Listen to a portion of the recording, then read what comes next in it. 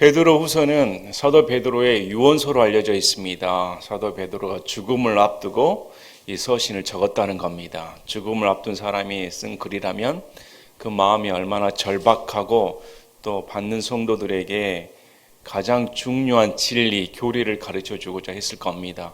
특별히 베드로후서에서는 사도 베드로가 베드로 전서에서는 교회 밖에서 밀려오는 핍박에 대해 가르쳐 주었다면 이제 본 서신에는 교회 안에 거짓 교사들, 거짓 위협들, 조롱들, 내면적인 문제를 다루어 줍니다. 바깥의 위협도 우리가 견뎌내야 되지만 우리의 내적인 문제, 또 교회 안에 잔존해 있는 거짓 가르침의 문제 또한 우리가 잘 대처해야 된다는 겁니다. 베드로의 말처럼 만물의 마지막이 다가왔습니다. 모든 것의 마지막이 2000년 전에 다가왔다고 말씀을 하면 2000년이 지난 지금 시점에는 얼마나 더 가까이 다가왔겠습니까? 세상 돌아간 걸 한번 보시길 바랍니다. 정신 차리지 아니하면 믿는 자들조차 이 생각을 사로잡혀 버립니다. 생각이 깨어있지 않는다면 세상 사람들처럼 취해서 무엇이 진리인지 무엇이 거짓인지 분간하기가 어렵다는 겁니다. 서로 진실을 말한다고 합니다. 서로 다 가짜 뉴스가 아니라고 합니다. 이것저것 다 따지다 보면 너무 혼란스럽습니다. 어떤 것이 진짜인지 진실인지 분별하기가 어렵다는 겁니다.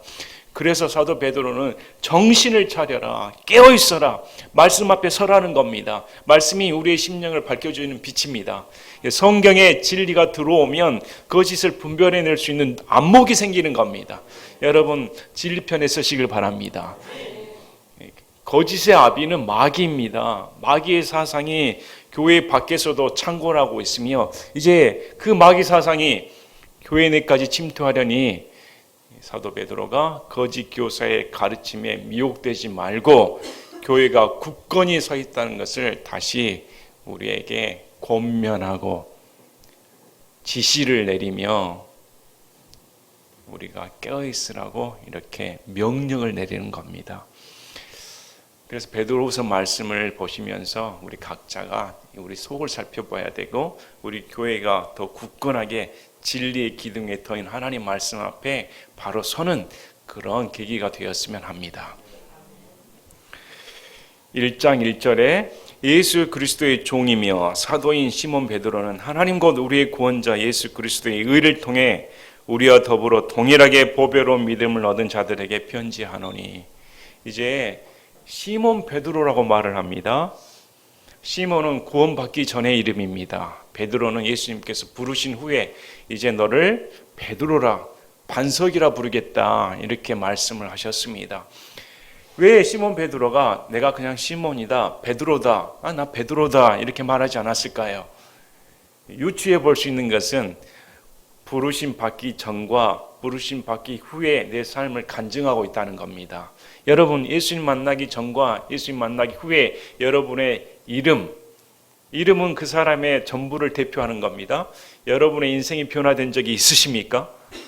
그래서 베드로는 나는 구원받기 전에는 시몬이었습니다. 그러나 예수님께 구원받은 후에 베드로였습니다. 이 시몬 베드로라는 자기 명칭에 구원받았다는 것을, 부르심을 받았다는 것을 확신시켜 준다는 겁니다. 잊지 않았다는 겁니다. 우리도 과거를 잊어서는 안 되는 겁니다. 예수님 믿기 전에 내 삶을 잊어서는 안 되는 겁니다.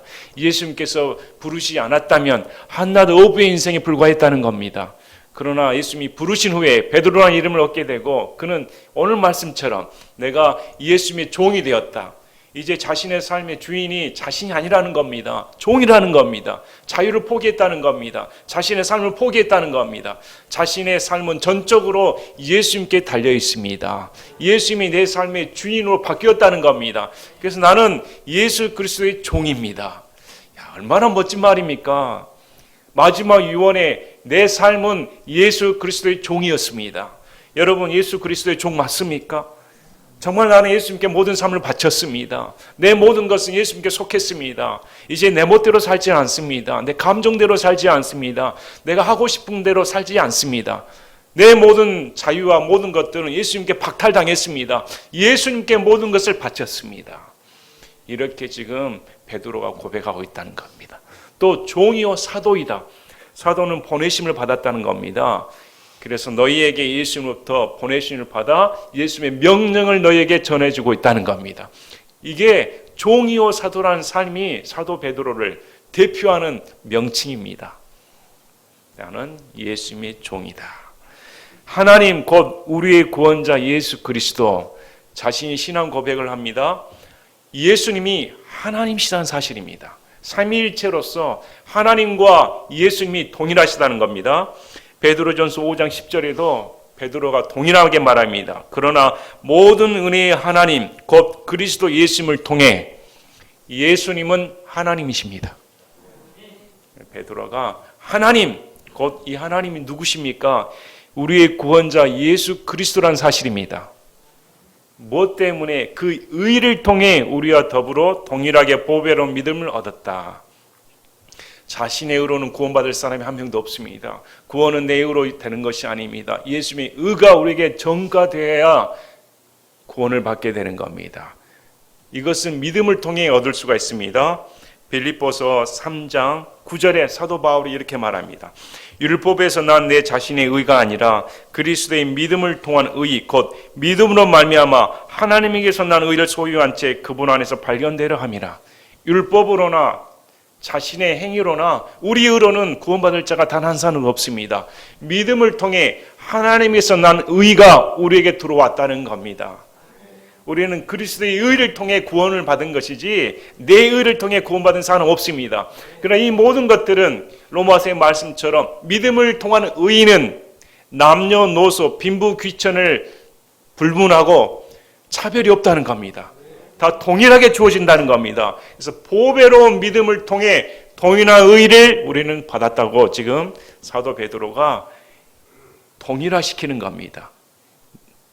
나 또한 너희와 같은 소유한 믿음을 통해 구원받았다.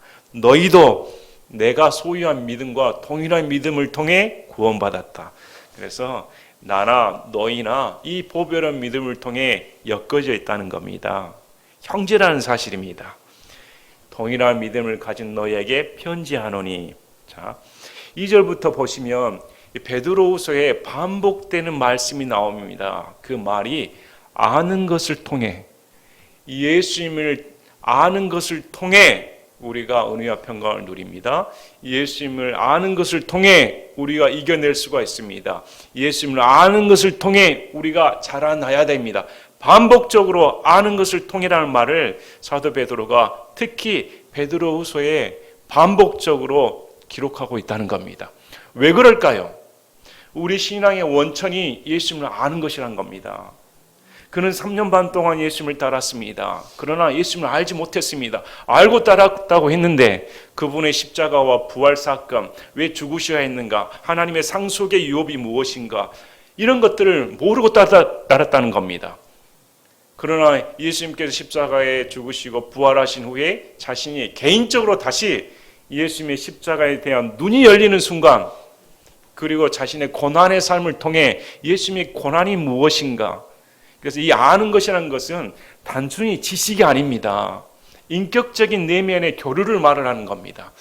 우리의 인생은 예수님을 아는 것에 비하면 너무 짧습니다. 우리의 전 인생을 들여도 예수님을 아는 데 시간이 부족하다는 겁니다. 여러분 70년, 80년, 100년, 아마 1000년, 2000년을 살아도 예수님 내면의 깊이, 사랑의 깊이는 도저히 헤아릴 수가 없는 겁니다. 너무도 우리 인생이 짧다는 겁니다. 부부생활 20년, 30년, 40년, 50년 살고 난 남편과 아내의 대답이 뭡니까? 이렇게 오래 살아도 당신 속마음은 모르겠어. 서로 알고 결혼했다고 하는데 안 겁니까? 연애생활 3년, 5년, 10년 하고 왜 헤어집니까? 속이 드러나지 않으니까.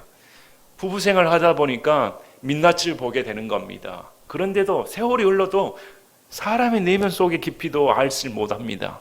하물며 하나님이신 그분과 우리가 신앙생활을 수십 년, 수백 년을 한다 한들 그분을 아는 것은 불가하다는 겁니다. 그래서 사도 베드로가 예수님을 아는 데 열심을 내야 된다는 겁니다. 다른 것 다 무엇보다 신앙생활은 예수님을 아는 데 집중해야 된다는 겁니다.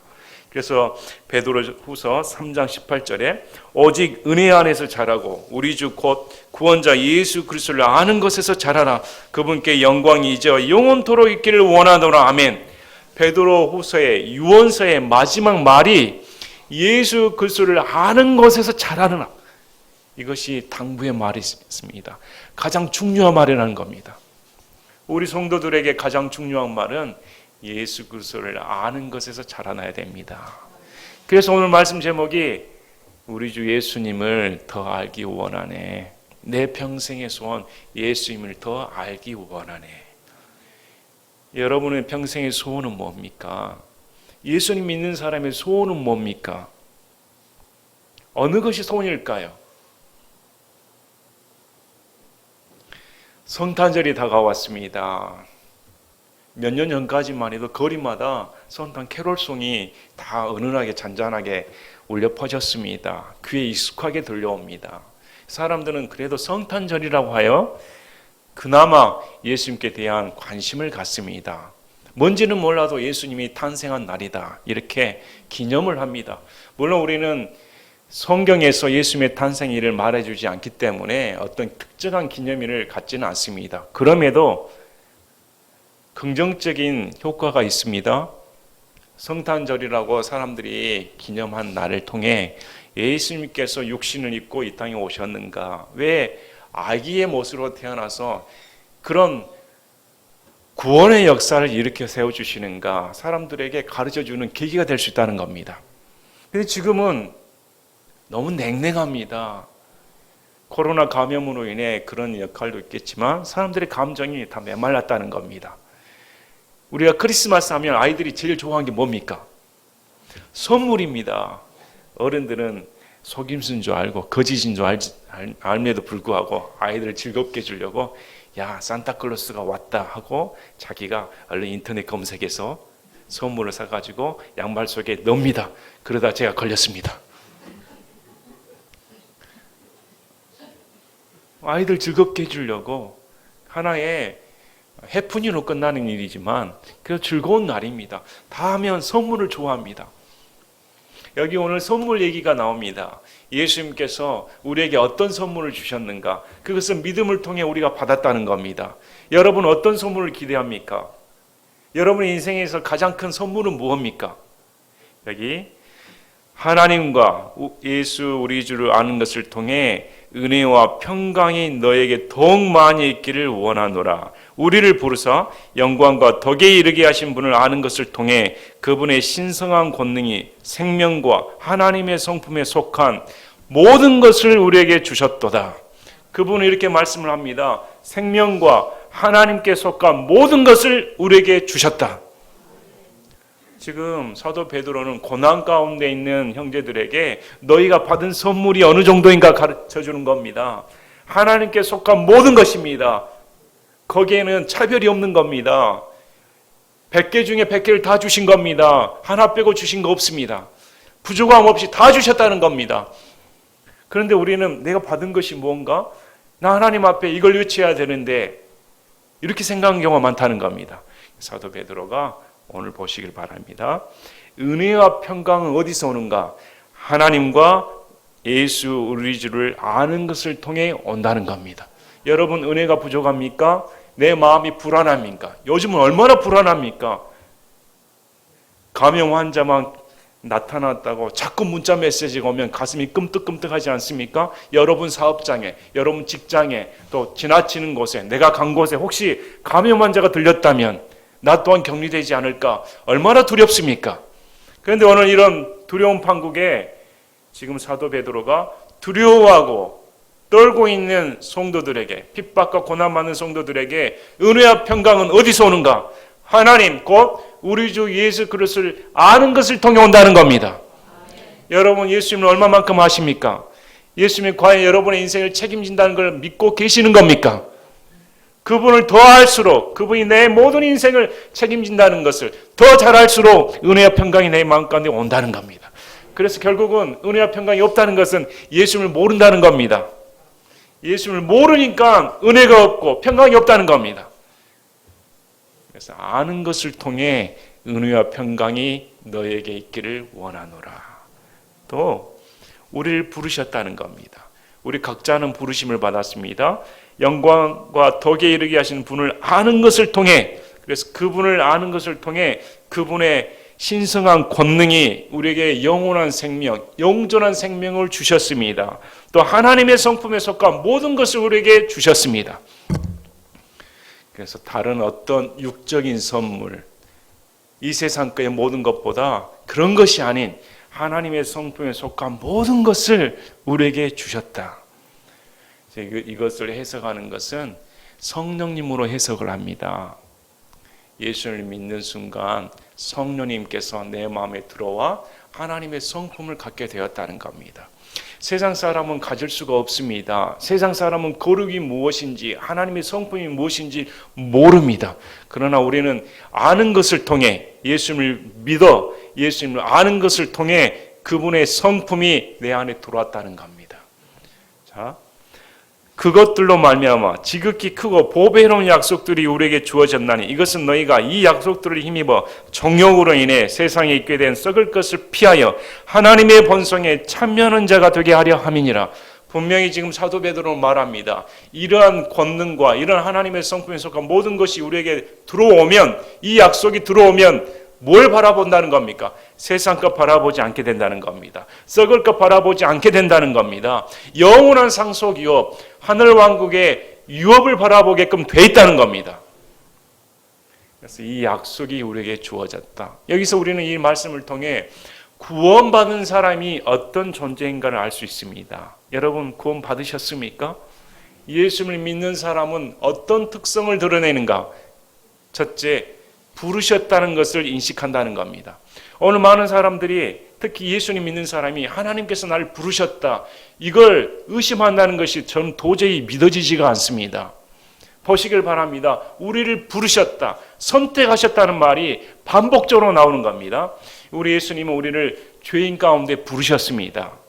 예수를 믿으면 내가 예수님을 택한 줄 알았는데 예수님께서 먼저 나를 부르시고 택하셨다는 사실을 인정하게끔 돼 있습니다.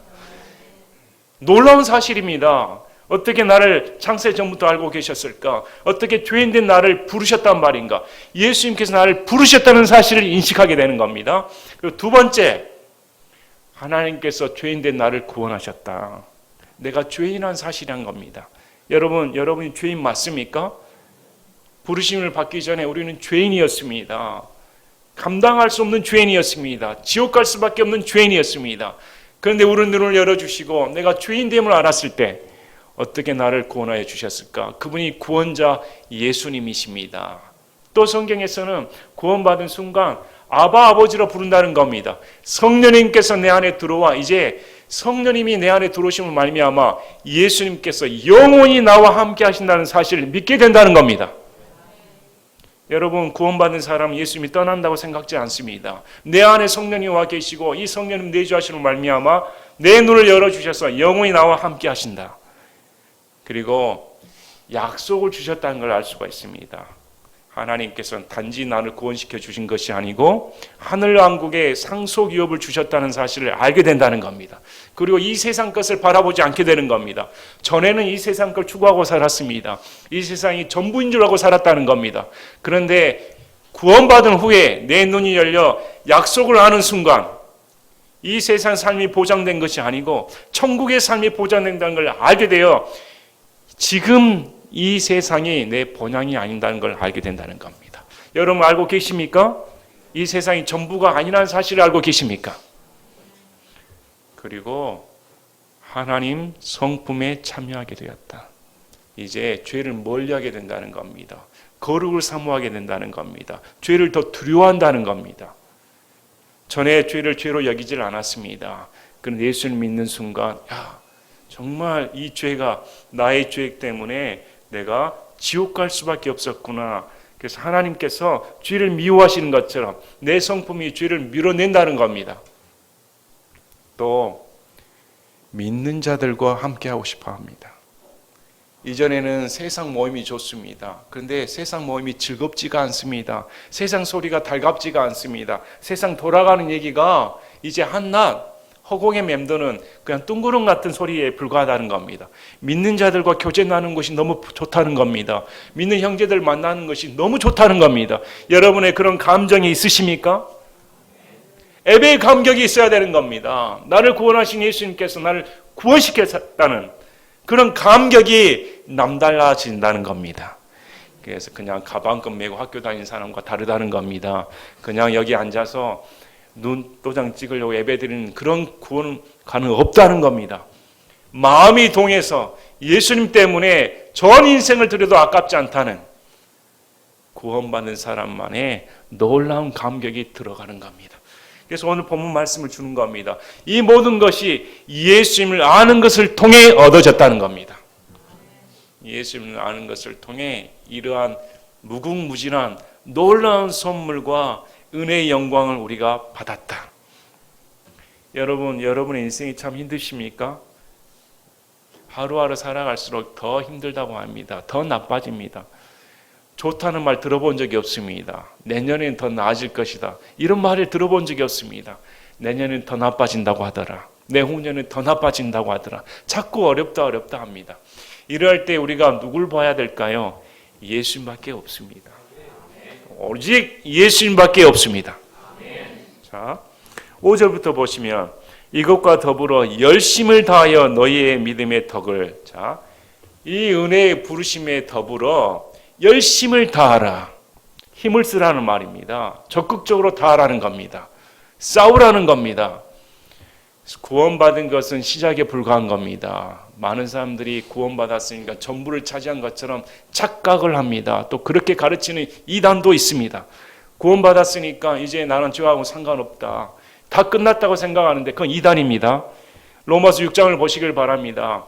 구원은 시작일 뿐입니다. 그래서 그 다음부터는 죄와 싸워야 된다는 겁니다. 하나님의 성품의 열매를 얻도록 해야 된다는 겁니다. 이제 시작일 뿐입니다. 열심을 다하라는 겁니다. 여기서 8가지 덕목이 나옵니다. 이 8가지 덕목은 믿음으로 시작해서 사랑으로 끝을 맺습니다. 상호 유기적인 관계입니다. 협동하는 관계입니다. 이 8가지 덕목이 사도 베드로가 말을 하는 것은 필수 덕목인 겁니다. 필수적으로 구원받은 사람이라면 이 8가지 덕목을 갖도록 노력을 해야 된다. 첫째, 믿음에서 출발합니다. 우리 신앙은 믿음으로 출발하는 겁니다. 행위가 들어갈 수가 없습니다. 구원받은 것은 믿음으로 출발합니다. 그런데 믿음이 있으면 제멋대로 행동할 수가 있습니다. 그래서 믿음에는 덕이 필요합니다. 다른 사람에게 선한 영향력을 끼쳐야 된다는 겁니다. 믿음의 덕이 있다면 이 믿음의 덕은 지식에 의해 조절이 돼야 됩니다. 지식을 가지고 있어야 믿음도 올바르게 사용할 수 있고 덕 또한 선하게 끼칠 수가 있다는 겁니다. 그러나 지식이 넘쳐나면 사람이 절제하지 못합니다. 교만하기 쉽습니다. 그래서 이 절제는 자신의 내면적인 문제입니다. 과욕을 부린다든지 탐욕을 부린다든지 이것을 절제해야 된다는 겁니다. 절제를 하는데 어떻게 절제해야 될까요? 시간이 필요하다는 겁니다. 압력에 대한 견딤이 필요하다는 겁니다. 그래서 인내가 필요한 겁니다. 인내는 외부적인 압력, 내부적인 압력을 견뎌내는 힘입니다. 인내를 하는데 어떤 자세로 인내를 해야 될까요? 경건해야 된다는 겁니다. 경건한 자세로 인내를 해야 되지 제멋대로 인내해서는 안 되는 겁니다. 그리고 그 다음에 경건이 있으면 형제에 대한 친절을 베풀어야 되는 겁니다. 주변을 살필 줄 알아야 된다는 겁니다. 자신만 살펴볼 게 아니고 경건함을 자신의 고치만 할 게 아니고 주변에 자신의 형제 자매들은 어떠한 처지에 있는가 그들에게 친절을 베풀라. 그리고 친절 위에 아가페적인 사랑인 사랑을 취하라는 겁니다. 그래서 베드로전서에 사랑은 모든 사람의 허물을 덮어준다. 이것이 신앙의 8가지 덕목입니다. 이 8가지 덕목이 우리 안에 열매가 맺어져 있어야 되는 겁니다. 과일을 샀습니다. 과일 속에 다 열매가 탐스럽게 여기길 바랄 겁니다. 껍질을 까봤는데 속이 맹하면 어떻게 먹습니까? 그게 과일이라고 할 수가 있겠습니까? 우리 마찬가지입니다. 우리 신앙인의 우리 속에는 뭘 확 들어차 있을까요? 여러분의 껍질을 벗겨보면 여러분의 안에는 뭐가 들어차 있습니까? 이 세상에 온갖 자랑, 교만, 욕심, 탐욕 이런 것들은 꽉 차 있습니까? 지금 베드로는 그렇게 말하지 않습니다. 우리 내면을 살펴보라는 겁니다. 우리 안에 어떤 열매를 맺고 있는가? 이 8가지 열매가 반드시 들어가 있어야 된다는 겁니다. 이 8가지 열매를 맺도록 최선을 다하라는 겁니다. 그런데 이 8가지 덕목이 어떤 작용을 한다는 겁니다. 그대로 있는 것이 아닙니다. 자, 8절에 이것들이 너희 안에 있어 풍성하면 그것들이 너희가 우리 주 예수 그리스도를 아는 것에서 빈약하거나 열매를 맺지 못하는 자가 되지 아니하게 하려거니와. 이 8가지 덕목이 예수를 아는데 더 열심을 낸다는 겁니다. 더 원동력이 된다는 겁니다. 여러분, 예수님 더 알고 싶습니까? 그러면 이 8가지 덕목에 힘을 써야 된다는 겁니다. 내가 더 믿어야 되지. 그래, 내가 덕을 더 끼쳐야 되지. 내가 성경 지식을 더 많이 알아야 되지. 그래, 내 모든 행동에 절제해야 되지. 그래, 내가 이런 어려운 환경 가운데서도 인내하며 살아야 되지. 그래, 세상 죄를 멀리하고 나는 경건하게 살아야겠다. 아, 형제들 돌봐야지. 그래, 예수님의 사랑은 어느 정도인가.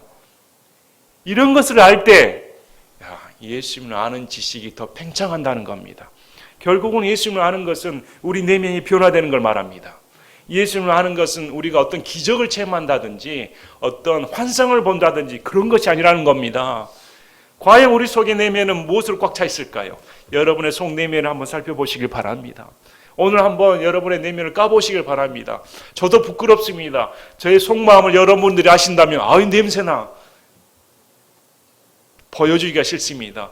썩은 감 드셔보신 적 있습니까? 밤을 딱 깨물었는데 달콤한 맛이 아니라 뱉어낼 수밖에 없는 맛. 우리 인생은 어떨까요? 우리가 과일이라면 어떨까요? 그래서 지금 사도 베드로는 이 8가지 덕목이 충만해야 된다. 사도 바울의 일생을 다시금 되짚어 보면 참 놀랍습니다.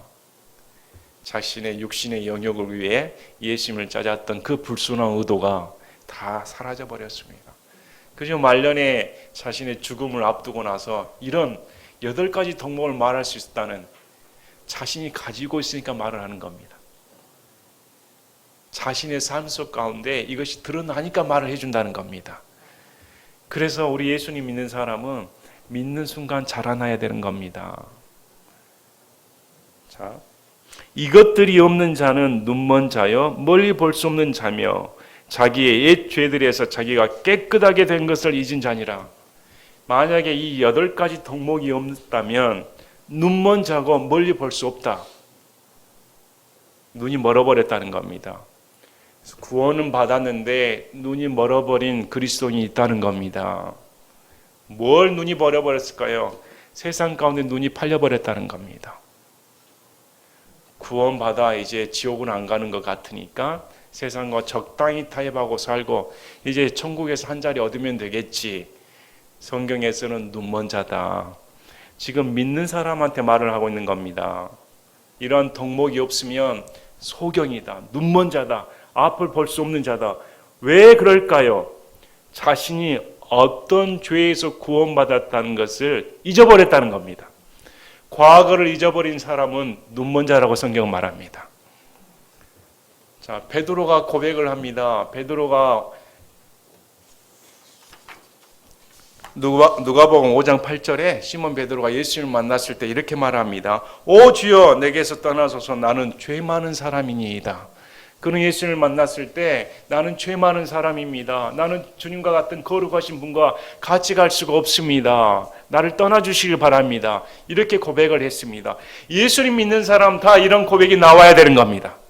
사도 바울 보시길 바랍니다. 여전히 바울은 죽음을 앞둔 고백을 이렇게 말합니다. 내가 예수를 믿고 더 알아봤더니 나는 죄인 중에 우두머리다. 살면 살수록 나는 죄인 중에 우두머리라는 사실입니다. 오늘 많은 사람이 이걸 부인하는 걸 봤습니다. 그리스도의 심판성조차 부인하는 걸 봤습니다. 우리는 그리스도의 심판석 앞에 섭니다. 저와 여러분 반드시 심판을 받습니다. 지옥 가는 심판이 아니라 상급 심판을 받는다는 겁니다. 어떻게 이 삶 가운데 이 세상 삶을 살았는가? 그런 걸 보면 우리가 어떻게 살아야 될까요? 그래서 이런 은혜가 넘치지 않는 사람, 이러한 덕목이 넘치지 않는 사람은 어떤 지경에서 자신이 구원받았다는 것을 잊어버렸다는 겁니다. 신앙의 기초, 우리 신앙의 전반적인 은혜의 원천은 내가 죄인이라는 사실입니다. 내가 어떤 지경에서 구원받았는가? 여러분은 정말 어떤 지경에서 구원받으셨습니까? 나는 예수님 앞에 더러운 죄인이었습니다. 이 세상에 지옥 갈 사람이 한 사람 있다면 바로 접니다. 근데 많은 사람들이 그렇게 생각하지는 않습니다. 예수 믿는 사람들조차 그 생각이 없다는 겁니다. 얼마나 불행한 일입니까? 그날에 갔을 때 예수님께서 내가 널 모른다 할 수 있습니다. 예수님은 의인을 부러오시면 아닙니다. 죄인을 불러 회개시키러 오셨다. 각자 우리 이름을 불러주셨습니다. 1대1로 부르셨다는 겁니다. 근데 부르심을 받았을 때 우리가 어떤 지경에 있었는가? 베드로처럼, 바울처럼 제가 죄인입니다. 제가 죽을 자입니다. 제가 지옥 갈 자입니다. 이러한 마음의 고백이 없다면 그 구원은 가짜입니다. 여러분 정말 죄인 맞습니까? 여러분 정말 여러분이 죄인 된 자에서 하나님이 나를 부르셨다. 이 사실을 잊어버린다면 눈먼 자이다. 앞을 바라보지 못하는 자이라는 겁니다. 안경이 흐릿해지면 닦든지 아니면 시력을 재검사하여 안경을 바꿔야 됩니다. 가만히 놔두면 안 되는 겁니다. 마찬가지입니다. 우리가 은혜가 떨어지고 예수님께서 멀어지는 이유는 예수님의 구원의 사랑을 잊어버렸다는 겁니다. 십자가상에 달리신 예수님의 십자가 사랑을 잊어버렸을 때 그런 현상이 일어나는 겁니다. 여러분의 내면의 안경을 채우시길 바랍니다. 다시금 예수님 앞에 무릎 꿇으시길 바랍니다. 내가 어떤 지경에서 구원받았다는 자인가를 다시금 기억하시길 바랍니다. 자, 10절에 그러므로 형제들아 더욱 열심을 내어 너희를 부르신 것과 선택하신 것을 확고히 하라. 너희가 이것들을 행하면 결코 넘어지지 아니하리니. 자, 지금 사도 바울이 이렇게 말씀을 합니다. 더욱 열심을 내어 부르신 것과 선택하신 것을 확고히 하라.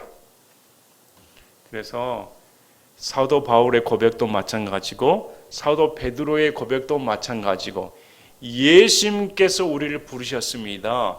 예수님께서 우리를 선택하셨습니다. 이것을 확고히 해야 됩니다.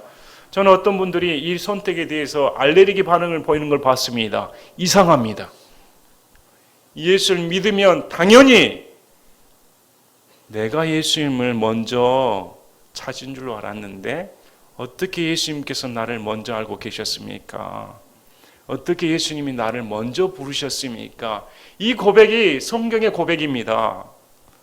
그것을 확고히 하라는 겁니다. 내가 부르심을 받았다. 내가 선택받았다는 것을 확고히 해야 믿음이 견고하다는 겁니다. 그래서 이것을 부정한다면 자신의 믿음을 부정하는 것과 같습니다. 여러분이 부르심을 받고 선택받았다는 사실을 확고히 하십니까? 여러분이 구원받은 것이 주님이 나를 불러주셨습니다. 주님이 나를 선택해 주셨습니다.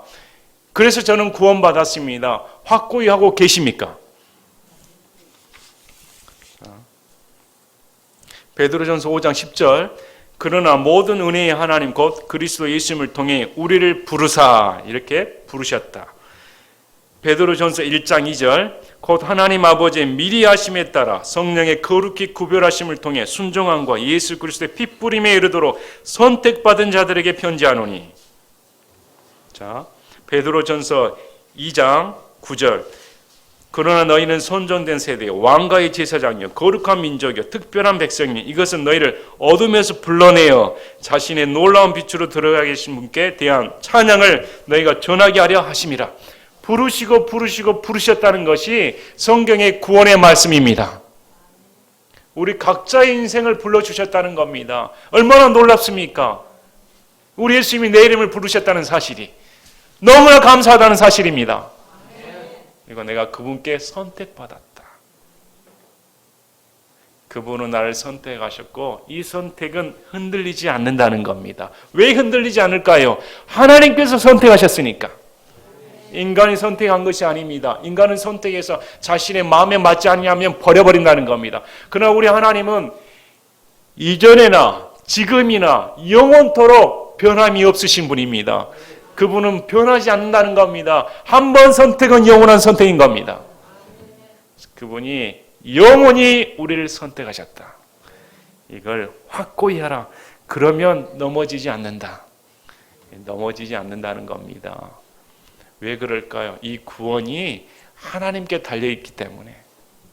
내가 선택했고 내가 택했습니다 하는 사람은 자신의 감정 따라 삽니다. 왜 그럴까요? 우리의 믿음은 흔들려 버리기 때문에. 내 감정도 내가 컨트롤 못하는데 내일 어떻게 될지 모릅니다. 내일 또 예수님을 배반할지 모릅니다. 장담할 수 있습니까? 그러나 예수님께서 나를 선택해 주셨습니다. 예수님께서 나를 부르셨습니다. 나는 여전히 죄인인데 주님의 은혜로 삽니다. 이 사람이 구원이 확고하다는 겁니다. 이렇게 우리 주 곧 구원자 예수 그리스도의 영존하는 왕국에 들어감을 주께서 너에게 풍성히 베푸시리라. 이를 통해 하나님의 왕국에 들어갈 때, 하늘 왕국에 들어갈 때 풍성히 베푸신다. 여기서는 우리가 죽어 또 휴고되어 천국문이 열린다는 겁니다. 근데 그 천국문이 열릴 때 풍성히 베푸신다는 말은 잔치를 베풀어 준다는 말이다. 이것과 동일하다는 말이라고 합니다.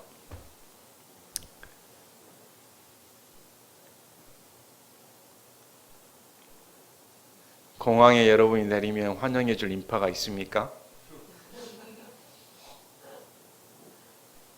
신혼여행 갈 때 공항에 내리면 피켓 들죠. 누구누구 부부 밑에 어디 기사, 어디 여행사. 그것 봐도 반갑죠. 야, 나를 환영해주는 여행사에서 나왔구나. 천국문에 도달하면 어떨까요? 여러분이 천국문에 도달할 때 지금 성경에 나오는 겁니다. 풍성히 베푸신다. 인색하지 않으십니다.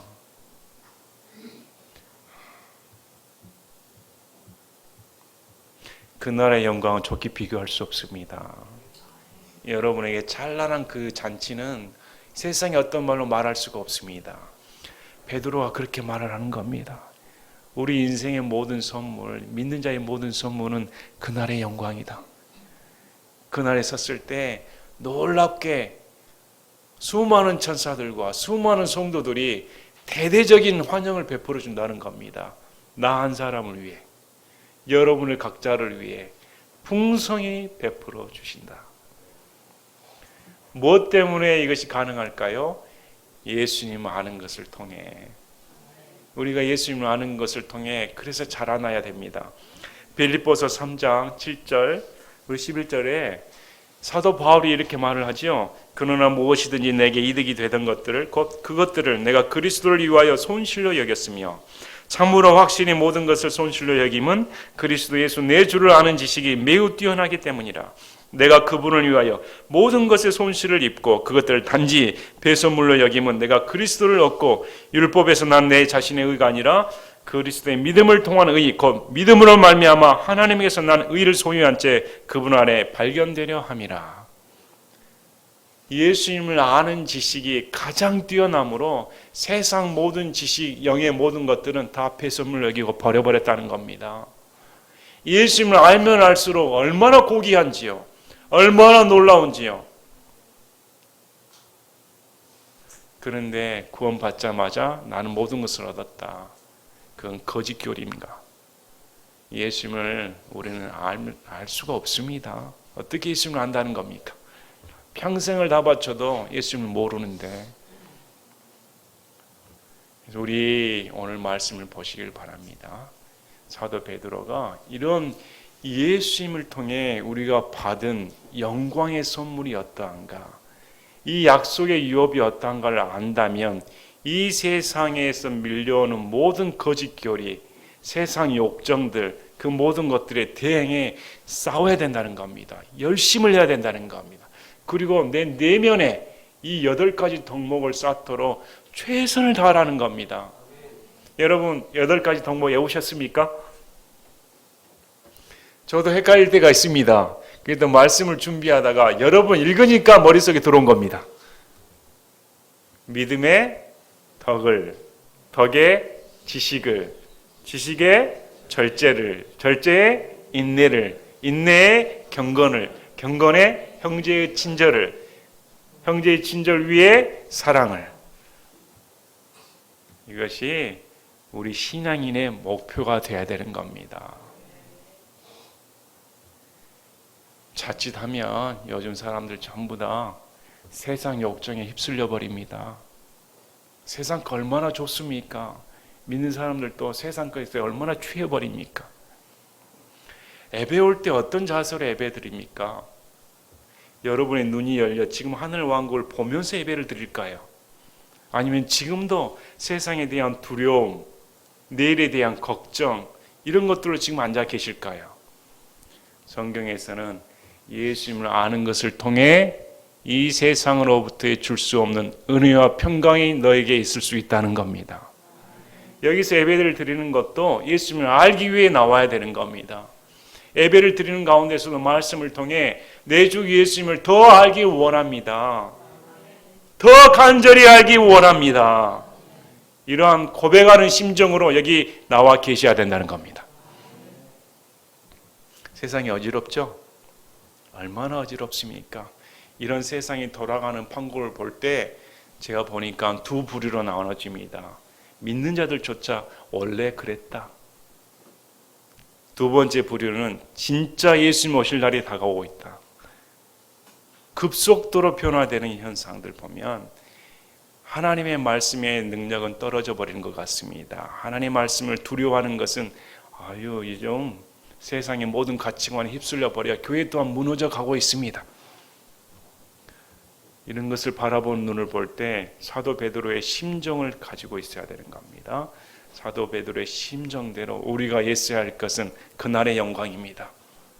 그날의 풍성히 내게 베푸실 그날의 영광을 보고 이 세상 것과 단절하고 이 세상 것을 쫓지 않고 오직 예수님을 아는데 매진한다. 이렇게 결단하는 여러분이 되시기를 바랍니다. 제가 기도하고 마치겠습니다.